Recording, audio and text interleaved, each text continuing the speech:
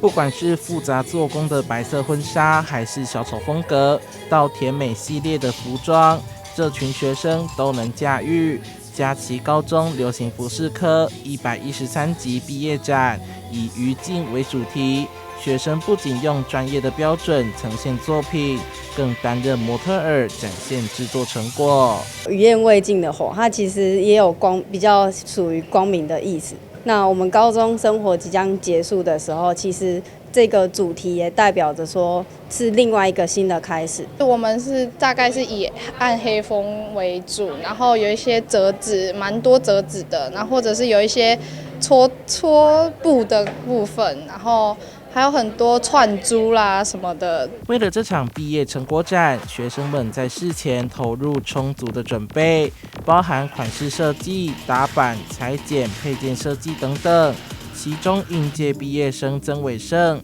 是这届流行服饰科唯一的男生，与同组伙伴合作无间，发挥设计创意，营造伊甸花园的清新风格。我是设计一个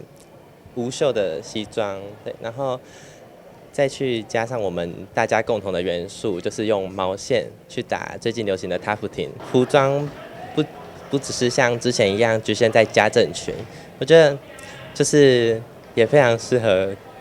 大家来学习。那我觉得这个实在是一个令人感到非常惊喜的成果。那另外的话呢，就是有鉴于在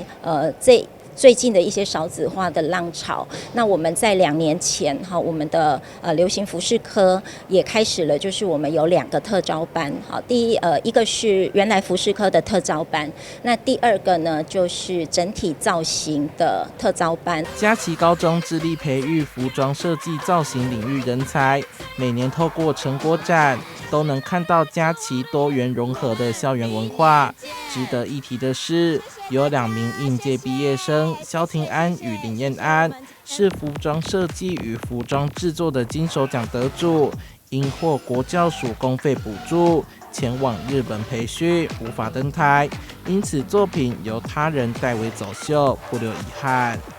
记者杨硕怀台南报道。